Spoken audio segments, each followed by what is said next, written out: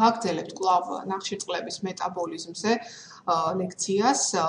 ოღონდ ამ ნაწილში ვისაუბრებთ უკვე გლიკოგენის დაშლაზე, ანუ გლიკოგენოლიზზე. ჩვენ ვთქვით, რომ სინთეზი მიმდინარეობს აბსოლუტურად ყველა ორგანოსა და ქსოვილში, მაგრამ განსაკუთრებული ინტენსივობით ეს მიმდინარეობს ღვიძლში, სადაც ფაქტიურად არის დეპო ცხოველური სახამებლის, იმიტომ რომ იქ სინთეზირებული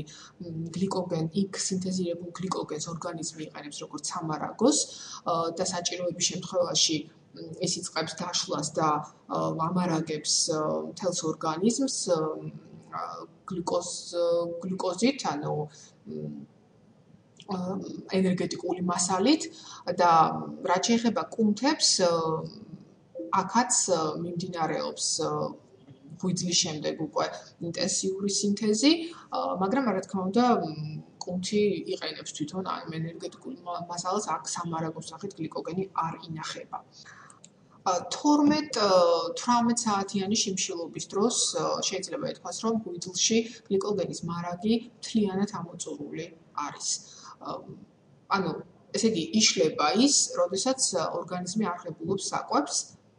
იგივეს ვერ ვიტყვით კუნთებზე, რა თქმა უნდა, შიმშილობის დროს აქ ნაკლებად ხდება გლიკოგენის დაშლა, მაგრამ სამაგიეროდ კუნთის მუშაობის დროს ხდება ძალიან ინტენსიური დაშლა იქ არსებული გლიკოგენის და უკვე შემდეგ დამატებით ის იღებს, თუ ის აგრძელებს მუშაობას და ესაჭიროება ენერგეტიკული მასალა, დამატებით ის მიიღებს აი დეპოდან, ანუ ღვიძლიდან ღვიძლში არსებული გლიკოგენის დაშლის შედეგად წარმოქმნილ გლიკოზას.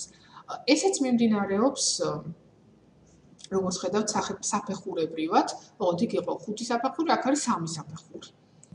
პირველ საფეხურზე ფერმენტი ფოსფორილაზა ჩამოაცილებს გლიკოგენის მოლეკულას გლუკოზას ერთ ნაშთს და ხდება ამ ნაშთის გადატანა ფოსფატურ ნაშთზე. ანუ გლუკოზას ნაშთის გადატანა ფოსფატურ ნაშთზე. წარმოიქმნება გლუკოზა 1 ფოსფატი. ოღონდ მინდა გითხრათ, რომ აი ეს ფოსფორილაზას შეუძლია მხოლოდ 1-4 გლიკოზიდური ბმით დაკავშირებული გლუკოზას ნაშთის ჩამოცილება. ანუ ის ფაქტიურად ხლეჩავს აი ამ ბმებს, გლიკოზიდურ ბმებს, ოღონდ ის ხლეჩავს მხოლოდ 1-4 მდგომარეობაში არსებულ გლუკოზას ნაშთს. შეეხება 1-6 მდგომარეობაში დაფიქსირებულ გლუკოზას ნაშთს, მის ჩამოცილებას ახორციელებს სპეციალური ფერმენტი, ეგრეთ წოდებული განშტოების მომსპობი ფერმენტი, DB ფერმენტსაც უწოდებენ მას და აი ამ ორი ფერმენტის მოქმედებით გროვდება გლუკოზა 1 ფოსფატი. ანუ საბოლოო პროდუქტი აი პირველი სტადიის არის გლუკოზა 1 ფოსფატი. მეორე სტადიაზე რა ხდება?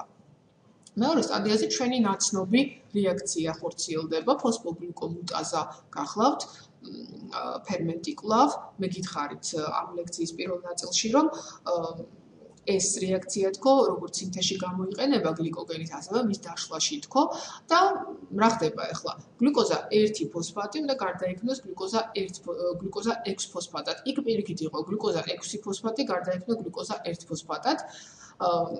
შუალედური პროდუქტი წარმოიქმნება გლუკოზა 1-6 ბისფოსფატი და ამ შემთხვევაში ესე იგი რა ხდება? ფოსფოგლიკომუტაზა თავის ფოსფატურ ნაშთს დაუკავშირებს მე-6 მდგომარეობაში, წარმოიქმნება გლუკოზა 1-6 ბისფოსფატი და შემდეგ პირველი მდგომარეობიდან კვლავ დაიბრუნებს, იკავშირებს ის ფოსფატურ ნაშთს, ასე რომ ფერმენტი სწორედ იმავე მდგომარეობაში დატოვებს სარეაქციო არეს, რა სახითაც ის შევიდა ამ რეაქციაში, ანუ ის არ იცვლება და არ იხარჯება, იმიტომ რომ ფერმენტია, კატალიზატორია, სამაგიეროდ წარმოიქმნება პროდუქტი გლუკოზა 6 ფოსფატი.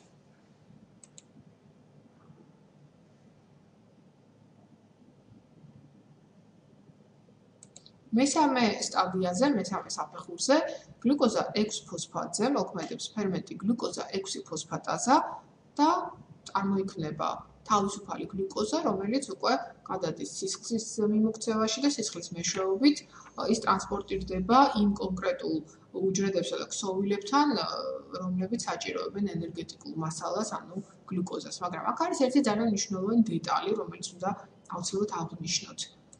აღმოჩნდა, რომ ფერმენტი გლუკოზა 6 ფოსფატაზა არის ძალიან მჭიდროდ დაკავშირებული ენდოპლაზმური ბადის მემბრანასთან და ლოკალიზებული არის მის ცისტერნულ მხარეზე. ამიტომ გლუკოზა 6 ფოსფატი სპეციალური ტრანსპორტერის საშუალებით გადმოიტანება ენდოპლაზმური რეტიკულუმის ანათურში და იქ უკავშირდება უკვე ფერმენტ გლუკოზა 6 ფოსფატაზას. შედეგად წარმოიქმნება, როგორც უკვე გითხარით, ფოსფატური ნაშთი და თავისუფალი გლუკოზა. აი ეს თავისუფალი გლუკოზა უკვე გადადის სისხლში და გარდა იმისა, რომ ეს ტრანსპორტირდება ყველა იმ უჯრედსა და ქსოვილში, რომელიცაც სჭირდება ენერგეტიკული მასალა, გარდა ამისა, ღვიძლში წარმოქმნილი გლუკოზა უზრუნველყოფს სისხლში გლუკოზას დონის მუდმივობის შენარჩუნებას. ეხლა რა ხდება კუნთებში? კუნთებშიც იშლება იქ წარმოქმნილი გლიკოგენი, მაგრამ იქ წარმოქმნილი, ანუ იქ მიმდინარე პროცესის საბოლოო პროდუქტი არის გლუკოზა 6 ფოსფატი და არა გლუკოზა.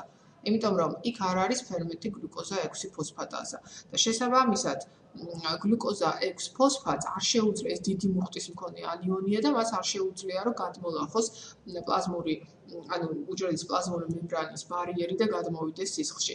ამიტომ იქ წარმოქმნილი გლუკოზა 6 ფოსფატი გამოიყენება კუნთების მიერ და შესაბამისად მას არ შეუძლია სისხლში გადმოსვლა და თქვათ სხვა